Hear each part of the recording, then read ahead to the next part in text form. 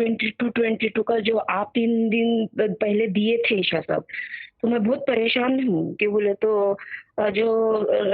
Risk तो आ रहा है अल्हम्दुलिल्लाह, 3 वक्त अच्छे से अच्छा खा के सो रहे हैं, ऐसा कोई कमी नहीं है खाने की।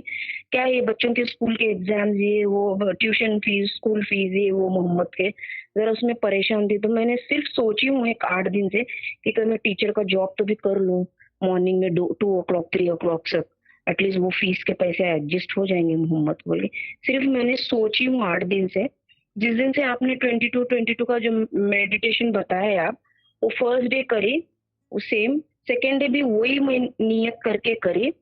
और थर्ड डे जब मैं करी हूँ कि मुझे कुछ रास्ता दिख जाना, कि मिल जाना मुझे जॉब, लिटरली यकीन नहीं माने ईशा साहब, एक आदमी जिसके पास मैं आधार कार्ड का बनाने गई थी, वो बोला, मैं उसको बोली कहाँ भी जॉब है तो बोलो, तो उन्होंने बोला कल जाओ इंटरव्यू दे के आओ, मेरा नाम दे के,